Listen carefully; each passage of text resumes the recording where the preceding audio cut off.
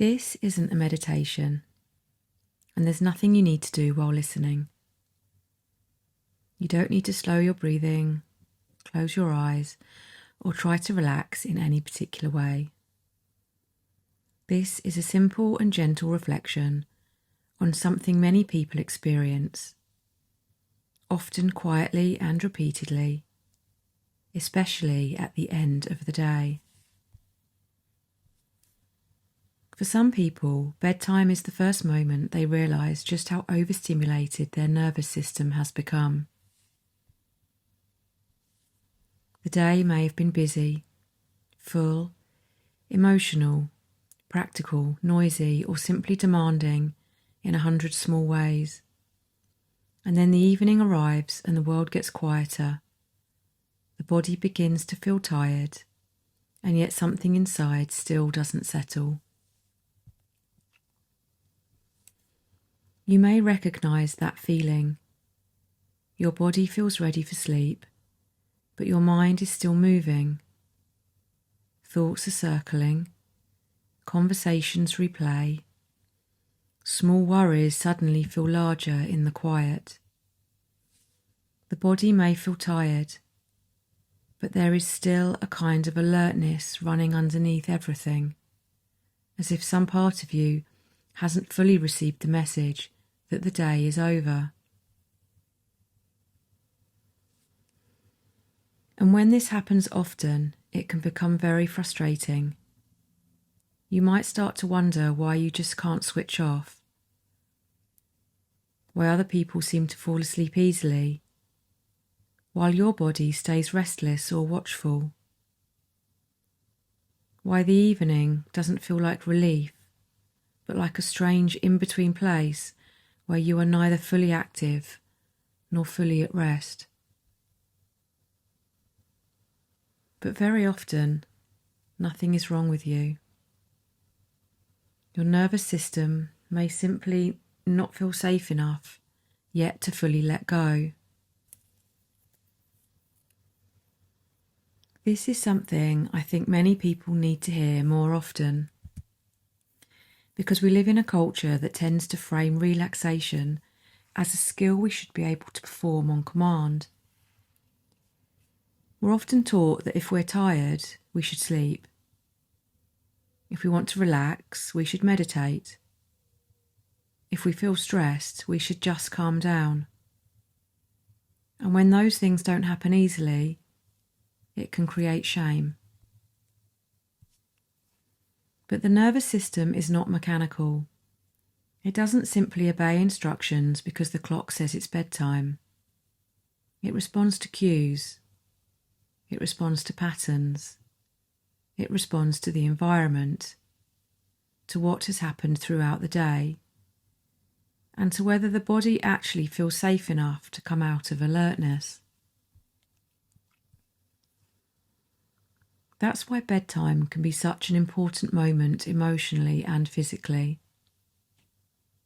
For some people, the day is so full of doing, coping, responding, and carrying that the evening is the first moment there is actually enough quiet to notice what the body has been holding. And that quiet can feel relieving, but it can also feel exposing. During the day, there are distractions, tasks, messages, roles to step into, conversations to respond to. Even simple busyness can stop us from fully feeling how stimulated the system has become. But at night, when those distractions fall away, the nervous system is left with what it has been carrying. And sometimes it doesn't relax straight away because it has not yet finished processing. This is often why people describe themselves as feeling tired but wired. It's such an accurate phrase because it captures the contradiction so many people live with. The body is tired, the eyes may be heavy. There may even be a genuine longing for sleep and rest. But the system still feels activated. Thoughts keep moving. Muscles remain subtly tense. The breath might stay shallow or high in the chest. There is a sense that the body wants to rest, but another part is still standing guard. That doesn't mean your body is failing.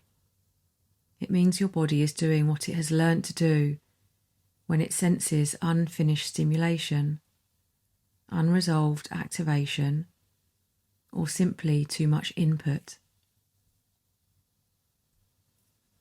And this is where gentleness matters so much. Because one of the easiest mistakes to make when the nervous system won't relax is to start adding more pressure.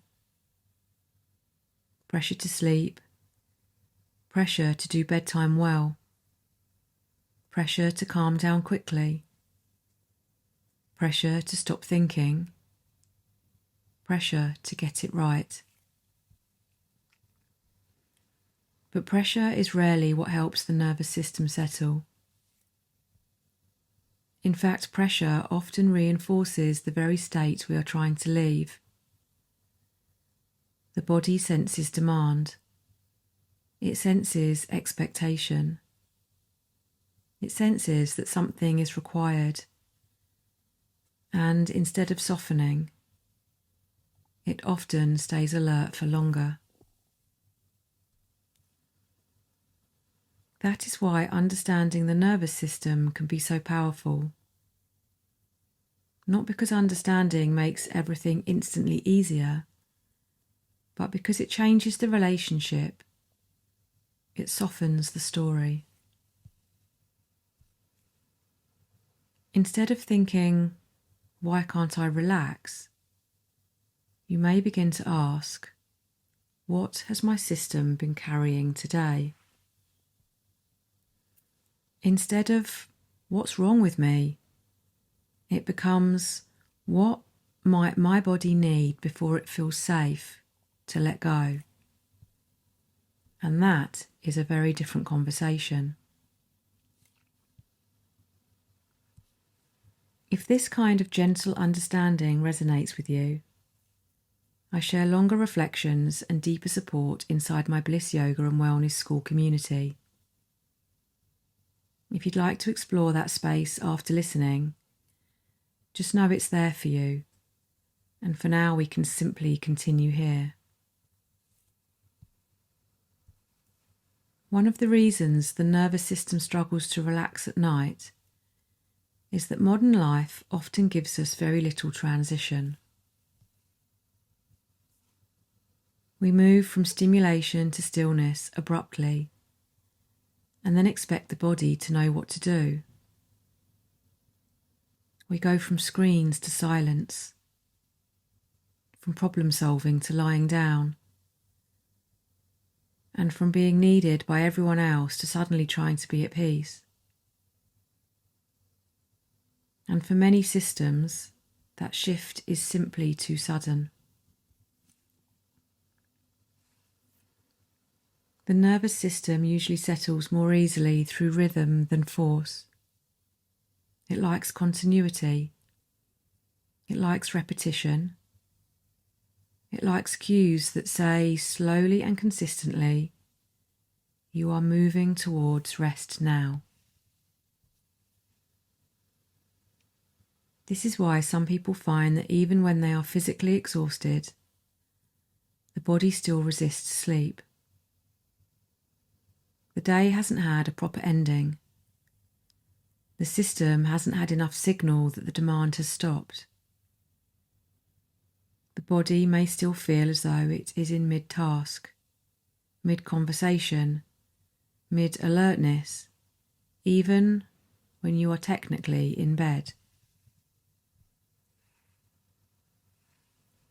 This doesn't only happen because of obviously stressful experiences. It can happen after good days too. A busy social day, a day filled with decisions, a long period of caretaking, emotional conversations, too much information, too much screen time, too much mental processing. Even excitement can be stimulating for the nervous system. So the question is not always, was my day bad? Sometimes the more useful question is, was my system overloaded? And overload does not always feel dramatic. Sometimes it looks like irritability. Sometimes it looks like racing thoughts. Sometimes it looks like a body that feels unable to properly rest. Sometimes it looks like waking in the night with a mind that has suddenly become very loud.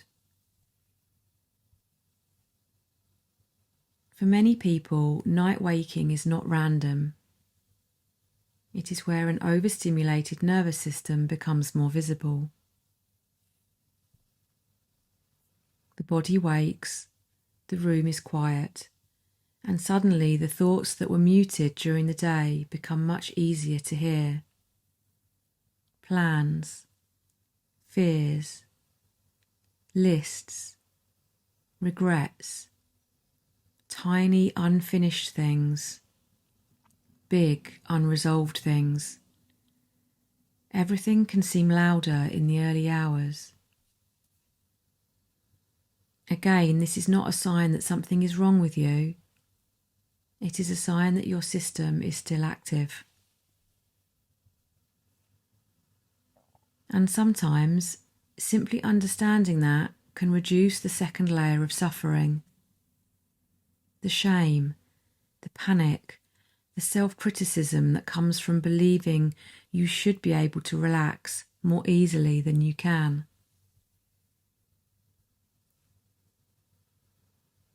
The nervous system does not need criticism in those moments. It needs kindness. It needs time.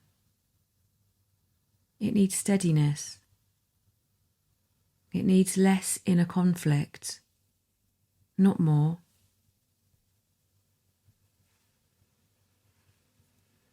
That doesn't mean every sleep difficulty is purely nervous system based, and I think that nuance matters.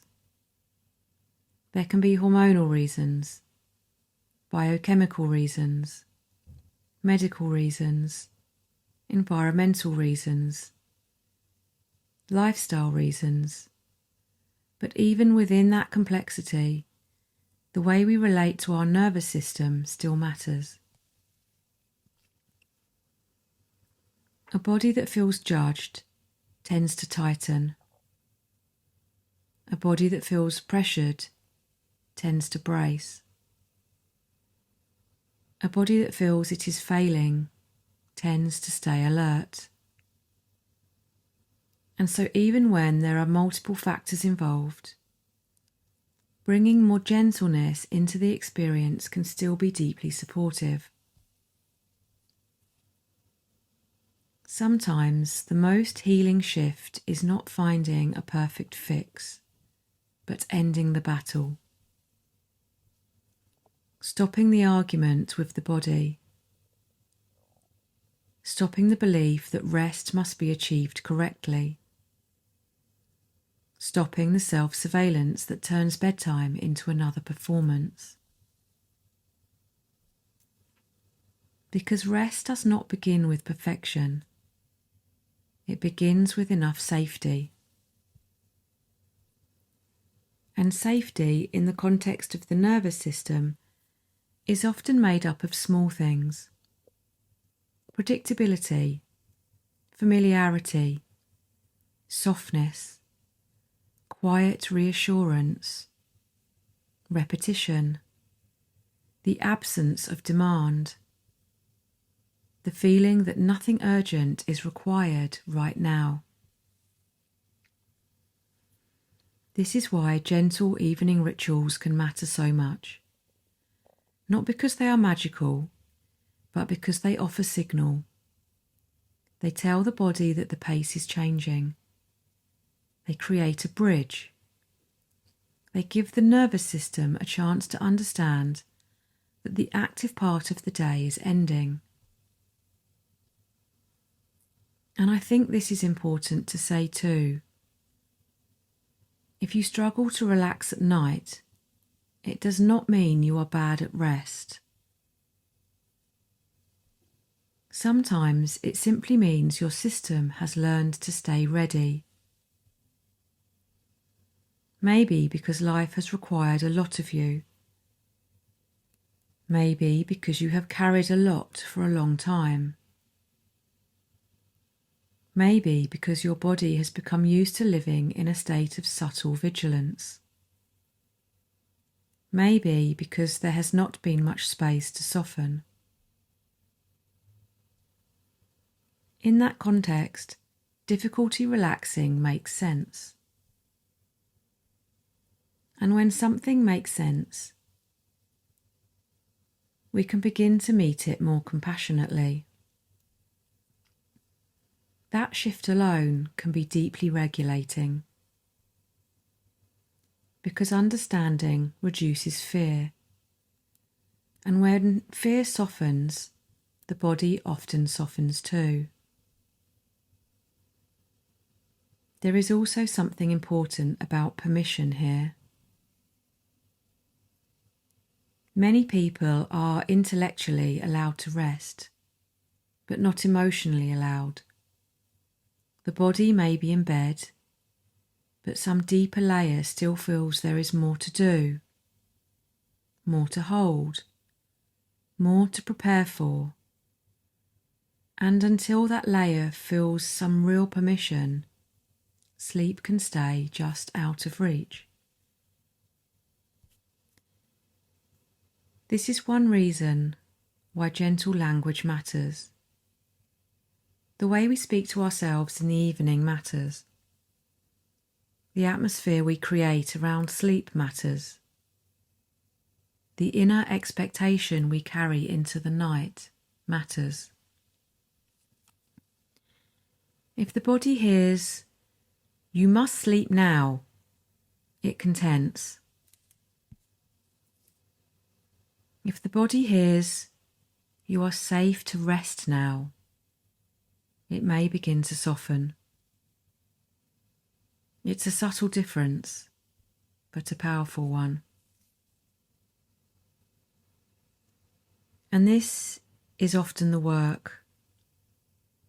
Not learning how to become a perfectly relaxed person, but learning how to create conditions that your particular nervous system can trust. That may take time. It may take repetition. It may take patience. And it may not look the same for you as it does for someone else. But that doesn't make it less real. If anything, it makes it more honest. One of the gentlest perspectives we can hold is that the nervous system is not trying to be difficult. It is trying to protect. Even when its timing feels inconvenient, even when its alertness feels exhausting, even when bedtime becomes hard. From that perspective, the goal is not to dominate the system, but to support it, to create enough steadiness that the body begins to remember another possibility, another rhythm, another pace, another way of ending the day. And over time, that matters.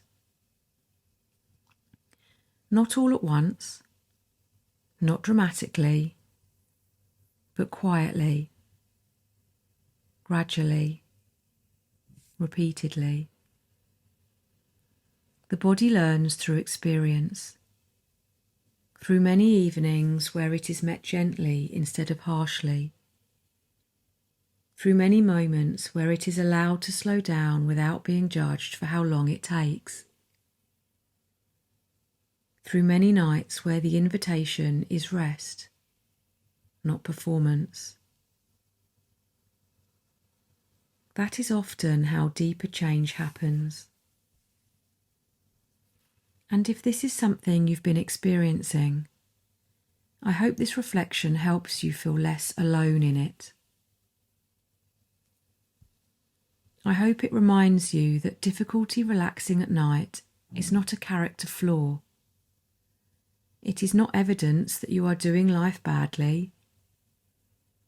It is often just a sign that your nervous system needs a little more understanding, a little more support, and a little more softness than the world tends to offer by default. Sometimes that understanding is the first exhale. Sometimes that softness is where the settling begins. And sometimes the most helpful thing we can do at night is not ask the body to be different, but let it know we are listening. Thank you for being here with me today. If this reflection supported you and you'd like more gentle teachings, longer audio spaces, and deeper nervous system support, I share that inside my Bliss Yoga and Wellness School community. You're always welcome there in your own time, and the link is in the description below. For now, I hope this gives you a kinder way to understand what your body may be doing at night, with a softer place to begin. Namaste.